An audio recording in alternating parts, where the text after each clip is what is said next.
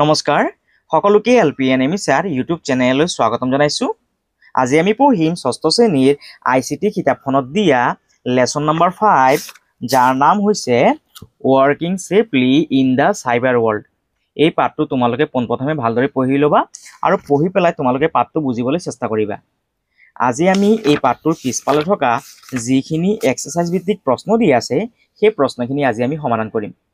সেইভাবে চোৱা 1 নম্বৰ প্ৰশ্নটো কি দিয়া আছে, indicate whether the following statement are true or false। কৈছে যে তলত দিয়া প্ৰশ্নখিনি সঁচা নে মিছা হে আমি নিৰ্ণয় কৰিব লাগে। সেইভাবে চোৱা 1 নম্বৰ প্ৰশ্নটো কি কৈছে, it is necessary to be polite when communicating with others online। ইয়াত কৈছে যে যেতিয়া আমি অনলাইনত কাৰোবাৰ লগত কথা বতৰা পাতিম তেতিয়া সদায় আমি ভদ্ৰ আৰু ভালদৰে কথা পাতিব লাগে। সেইভাবে ইয়াৰ যোনটো উত্তৰ সেইটো হ'ব ট্ৰু। ইয়াত লিখিবা ট্ৰু, TRUE ট্ৰু। এই ট্ৰুটো লিখিবা ইয়াত। তাৰপিছত চোৱা বি নম্বৰটো কি কৈছে, if you receive an unpleasant message or come across an inappropriate website you should report it to your teacher and parents। কৈছে যেতিয়া তুমি মোবাইলত কিবা এটা সন্দেহজনক মেছেজ পাবা বা অনলাইনত যেতিয়া তুমি এটা ওয়েবসাইট খুলিবা তাত যদি তোমাৰ যদি কিবা যদি ডাউট লাগিছে তেতিয়া তুমি মাক দেউতাকক জনাবা। সেই কাৰণে ইয়াৰ যোনটো উত্তৰ হ'ব সেইটো হ'ব ট্ৰু। ট্ৰু, যেতিয়া তোমালোক মোবাইল বা কম্পিউটাৰ ব্যৱহাৰ কৰিবা তেতিয়া তোমালোকৰ যদি কিবা যদি মনত যদি সন্দেহ জাগিছে তেতিয়া হলে তুমি মাক দেউতাকক জনাবা। সেইভাবে ইয়াৰ উত্তৰটো ট্ৰু বুলি লিখিবা। ইয়াৰ পিছত সি নম্বৰটো চোৱা কি কৈছে, it is safe to share your personal information with strangers online। কৈছে যেতিয়া তুমি অনলাইন ব্যৱহাৰ কৰিবা তেতিয়া অচিনাকি মানুহক তুমি তোমাৰ নিজৰ যোনখিনি তথ্য আছে সেইখিনি দি দিবা। আমি অচিনাকি মানুহক কেতিয়াও নিজৰ যোনখিনি তথ্য পাতি আছে সেইখিনি শ্বেয়াৰ কৰিব নালাগে। সেইভাবে ইয়াৰ যোনটো উত্তৰ হ'ব সেইটো হ'ব ফলছ, FALSE ফলছ। এই লাইনটোত কৈছে যে আমি আমাৰ যোনখিনি গোপনীয় তথ্য পাতি আছে সেইখিনি যোনখিনি অচিনাকি মানুহ আছে সেইখিনিৰ লগত শ্বেয়াৰ কৰিব লাগে। সেইভাবে ইয়াৰ উত্তৰটো হ'বগৈ ফলছ। ইয়াৰ পাছত চোৱা ডি নম্বৰটো কি কৈছে, it is acceptable to change or delete files belonging to other individuals without their permission। কৈছে কাৰোবাৰ পাৰমিশ্যন নোলোৱাকে আমি তেওঁৰ যোনখিনি গোপনীয় তথ্য পাতি আছে সেইখিনি ডিলিট কৰি দিব লাগে। সেইটো এটা বেয়া কথা। সেইভাবে ইয়াৰ উত্তৰটো হ'বগৈ ফলছ, FALSE ফলছ। অৰ্থাৎ এই লাইনটোত কৈছে যে কাৰোবাৰ কিবা তথ্য পাতি আমি তেওঁৰ পাৰমিশ্যন নোলোৱাকে ডিলিট কৰি দিব লাগে। সেইটো কেতিয়াও কৰিব নালাগে। সেইভাবে ইয়াৰ উত্তৰটো লিখিবা ফলছ। ই নম্বৰ প্ৰশ্ন, scanning files before opening them in an important security measures. কৈছে যেতিয়া আমি মোবাইল বা কম্পিউটাৰ খুলিম তেতিয়া আগতে আমি কি কৰি ল'ব লাগে, আমাৰ মোবাইল বা কম্পিউটাৰক স্কেন কৰি ল'ব লাগে। সেইভাবে ইয়াৰ উত্তৰটো হ'বগৈ ট্ৰু, TRUE ট্ৰু। যেতিয়া আমি মোবাইল বা কম্পিউটাৰ স্কেন কৰি ল'ম তেতিয়া তাত যদি কিবা যদি ভাইৰাছ থাকে বা কিবা যদি বেয়া যদি লিংক চিং যদি থাকে তেতিয়াহ'লে তাত কি হৈ যাব, সেইখিনি নাইকিয়া হৈ যাবগৈ। ইয়াৰ পাছত 2 নম্বৰ প্ৰশ্নটো চোৱা কি কৈছে, list 3 health issues that can result from excessive use of a computer and a mobile phone। ইয়াত কৈছে যেতিয়া আমি অধিকৰ পৰা অধিক মোবাইল ফোন আৰু কম্পিউটাৰ ব্যৱহাৰ কৰিম তেতিয়া আমাৰ শৰীৰৰ বাবে কেনেকুৱা ধৰণৰ অসুবিধা হ'ব পাৰে তেনেকুৱা 3টা অসুবিধা লিখিব দিছে। ইয়াত তোমালোকে প্ৰথমটো লিখিব পাৰা neck and back pain, NECK neck, AND and back, BACK back pain, PAINS pains. যেতিয়া আমি অধিকৰ পৰা অধিক মোবাইল আৰু কম্পিউটাৰ ব্যৱহাৰ কৰিম তেতিয়া আমাৰ ডিঙি আৰু পিঠিৰ কি হ'ব পাৰে, বিষ হ'ব পাৰে। ইয়াত লিখিবা নেক এণ্ড বেক পেইনছ। তাৰপিছত তোমালোকে ইয়াত লিখিব পাৰা IEY ষ্ট্ৰেইন, STRAIN ষ্ট্ৰেইন, আমাৰ চকুৰ অসুবিধা হ'ব পাৰে। তাৰপিছত তোমালোকে লিখিব পাৰা হেডেক, HEADACHE হেডেক। হেডেক মানে মূৰৰ বিষ হ'ব পাৰে। ইয়াত 3টা যেহেতু লিখিব গৈছে ইয়াত মই 3টা লিখি দিছোঁ। ইয়াৰ বাহিৰে আৰু এটা লিখি দিছোঁ 4টা। ইয়াত লিখিব পাৰা যে poor, POOR poor, sleep, SLEEP sleep, quality, QUALITY quality. যেতিয়া আমি অধিকৰ পৰা অধিক মোবাইল ফোন আৰু কম্পিউটাৰ ব্যৱহাৰ কৰিম তেতিয়া আমাৰ কি হ'ব পাৰে, টোপনিত সমস্যা হ'ব পাৰে। ইয়াত মই 4টা হেল্থৰ ইছ্যুজ লিখাই দিছিলোঁ, অৰ্থাৎ শৰীৰৰ কাৰণে আমাৰ কেনেকুৱা ধৰণৰ অসুবিধা হ'ব পাৰে ইয়াত 4টা অপশ্যন লিখাই দিছোঁ। যেহেতু ইয়াত 3টা লিখিব গৈছে মই ইয়াত 4টা লিখাই দিছোঁ, তোমালোকে ইয়াৰ পৰা যিকোনো 3টা লিখি ল'বা। আৰু এয়াই আছিলে আমাৰ 2 নম্বৰ প্ৰশ্নৰ উত্তৰ। ইয়াৰ পাছত চোৱা 3 নম্বৰ প্ৰশ্নটো কি কৈছে, 3 number, match part A with part B কৈছে যে পাৰ্ট এ ছাইডৰ লগত পাৰ্ট বি ছাইডটো মিলাবলৈ প্ৰথমে চোৱা ইয়াত কি লিখা আছে ডিজিটেল ৱেলবিং মানে কি চোৱা আমাৰ কিতাপত দিয়া আছে পেজ নাম্বাৰ 29 দিয়া আছে ওপৰত ডিজিটেল ৱেলবিং মানে কি digital well-being means taking care of our physical and mental health when we use computers and other digital devices and the internet কৈছে যে ডিজিটেল ৱেলবিং মানে হৈছে যেতিয়া আমি মোবাইল ফোন বা কম্পিউটাৰ ব্যৱহাৰ কৰিম তেতিয়া আমি আমাৰ যি শাৰীৰিক আৰু মানসিক অৱস্থা আছে তাৰ যাতে যত্ন লৈ কম্পিউটাৰ আৰু মোবাইল ফোন ব্যৱহাৰ কৰোঁ সেইটোকে কি বুলি কোৱা হয় ডিজিটেল ৱেলবিং বুলি কোৱা হয় সেইকাৰণে আমি এই ডিজিটেল ৱেলবিঙৰ লগত আমি কোনটো মিলাব লাগিব এইটো means taking care of our physical and mental health when we use computers other digital devices and the internet এই ৱেলবিংছৰ লগত আমি এইটো মিলাব লাগিব এইটো মিলাবা তোমালোকে চাইছে ইয়াৰ পিছত চোৱা কি কৈছে cyber crime so cyber crime মানে কি সেইটো ইয়াত দিয়া আছে পেজ নাম্বাৰ 33 দিয়া আছে সাইবাৰ ক্ৰাইম মানে কি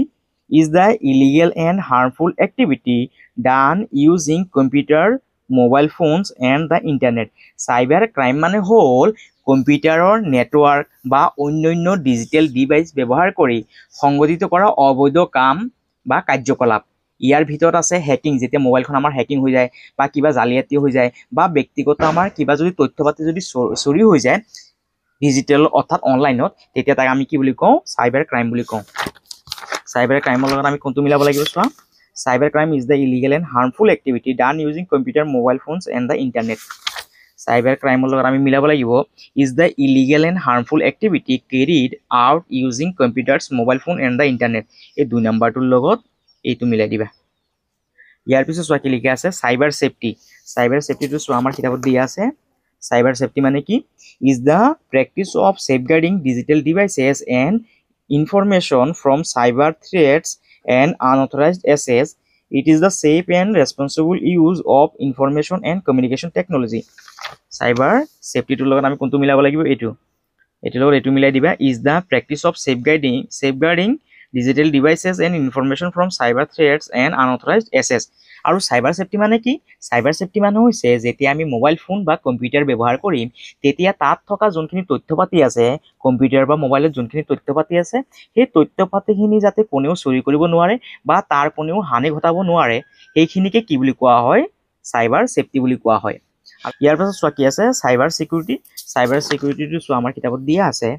Cyber security is the technique that protects our computers, network and data from illegal access. এইটোৰ লগত এইটো মিলাব লাগিব is the technique that protects our computers, networks, data from illegal access. Cyber security লগত এইটো মিলাই দিবা আৰু এই আছিল আমাৰ 3 নম্বৰ প্ৰশ্নৰ উত্তৰ ইয়াৰ পাছত 4 নম্বৰ প্ৰশ্নটো চোৱা কি কৈছে what is cyber crime মানে কি ইয়াৰ আনসাৰটো তোমালোকে কেনে ধৰণে লিখিবা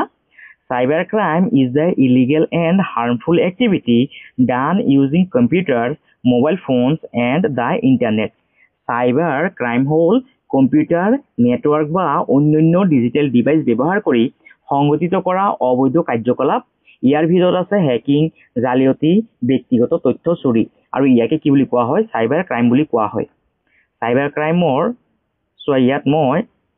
ছবিৰ জৰিয়তে সাইবাৰ ক্ৰাইম কোনখিনি এইখিনি ইয়াত ছবিখিনি দি দিছো যেতিয়া কোনবা আমাৰ কি কৰিব ডাটাখিনি চুৰি কৰিব বা কিবা উল্টা ধৰণৰ আমাৰ মেছেজ আহিব ইমেইলত বা যেতিয়া আমাৰ মোবাইল বা কম্পিউটাৰখন কোনোবাই হ্যাক কৰি ল'ব বা কোনোবাই আমাৰ অনলাইনত কিবা আমাৰ টকা পইচা যেতিয়া চুৰি কৰিব বা তথ্যপাতি চুৰি কৰিব সেইখিনিকে কি বুলি কোৱা হয় সাইবাৰ ক্ৰাইম বুলি কোৱা হয় এটোই আছিল আমাৰ 4 নম্বৰ প্ৰশ্নৰ উত্তৰ তোমালোকে ইয়াৰ পৰা চাই লিখি ল'বা 4 নম্বৰ প্ৰশ্নৰ উত্তৰটো ইয়াৰ পৰা চাই লিখি ল'বা ধুনিয়াকে ইয়াৰ পাছত 5 নম্বৰ প্ৰশ্নটো চাকি গৈছে হোৱাট ইজ ডিজিটেল ইটিকুইটি ইয়াৰ উত্তৰটো তোমালোকে এনেধৰণে লিখিবা digital etiquette is about being aware of and behaving in an appropriate responsible and ethical manner while using digital devices and technology digital etiquette মানে হৈছে নিজে সুৰক্ষিত থাকি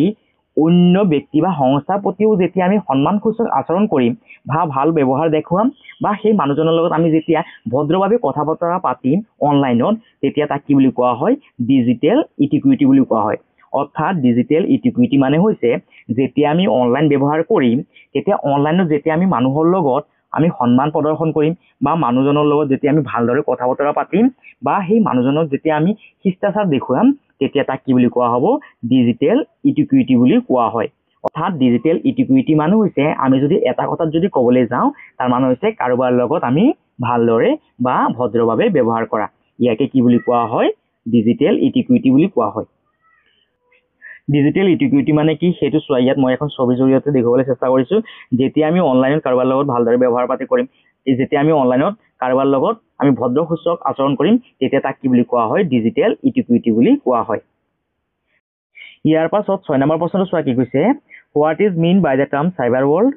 হাউ should we behave while working in the cyber world explain ইয়াৰ উত্তৰটো তোমালোকে এনেধৰণে লিখিবা cyber world includes online spaces networks and digital environments where we interact communicate work play and share information cyber world মানে কি cyber world মানে হৈছে digital জগতখনক বুজোৱা হৈছে এতিয়া আমি ডিজিটেল জগতখনত বিভিন্ন ধৰণৰ কাম-কাজবোৰ কৰো যেনে আমি কাৰোবাক তথ্য পাতিবোৰ শেয়াৰ কৰি থাকো বা তাত আমি কি কৰো ভিডিও গেমছ খেলো তাত আমি কি কৰো ভিডিওবোৰ চাওঁ সেই গোটেইখিনিকে একেলগে কি বুলি কোৱা হয় সাইবাৰ ওয়াৰ্ল্ড বুলি কোৱা হয় তাৰ পাছৰ প্ৰশ্নটো কি কৈছে চোৱা how should we behave while working in the cyber world explain কৈছে যেতিয়া আমি সাইবাৰ ওয়াৰ্ল্ডত কাম কৰিম তেতিয়া মানুহৰ লগত কেনেধৰণে ব্যৱহাৰ কৰিব লাগে ইয়াৰ ওপৰত লিখিব দিছে ইয়াৰ উত্তৰটো তোমালোকে এনেধৰণে লিখিবা following are the some good behavior we do while working in the cyber world এক number point be polite and show respect while communicating with others online যেতিয়া আমি অনলাইনত ব্যৱহাৰ কৰিম তেতিয়া মানুহৰ লগত সদায় আমি ভদ্ৰ আৰু সন্মানসূচক ব্যৱহাৰ কৰিব লাগে 2 number point connect only with known individuals যোনখিনি মানুহক আমি চিনি পাওঁ তেনেকুৱা মানুহৰ লগত আমি অনলাইনত কথা বতৰা পাতিব লাগে 3 number point only visits website that your teachers and parents instruct you to visit যোনখিনি ওয়েবসাইটৰ বিষয়ে তোমালোকৰ মাক দেউতাকে আৰু শিক্ষকে কৈছে তেনেকুৱা ওয়েবসাইটে তোমালোকে খুলিব লাগে ইয়াৰ পাছত লিখিবা 4 number point always scan files before opening them on any ICT devices সদায় আমি ফাইলখিনি স্ক্যান কৰি ল'ব লাগে 5 number point regularly communicate with teachers to understand responsible use of internet ইন্টাৰনেটৰ সঠিক ব্যৱহাৰৰ বাবে সদায় আমি শিক্ষকৰ পৰামৰ্শ লৈ চলিব লাগে আৰু এটোই আছিল আমাৰ 6 নম্বৰ প্ৰশ্নৰ উত্তৰ তোমালোকে চাইছে ধুনীয়াকৈ লিখি লবা আৰু এইখিনি আছিল আমাৰ এক্সাৰসাইজ ভিত্তিক প্ৰশ্নৰ উত্তৰখিনি আৰু যদি তোমালোকৰ যদি ভিডিওটো যদি ভাল লাগিছে তেতিয়াহলে তোমালোকে চেনেলটো সাবস্ক্ৰাইব কৰিবা ভিডিওটো শেয়াৰ কৰিবা আৰু কমেন্ট কৰিবলৈ নাপাহৰিবা সকলোকে ধন্যবাদ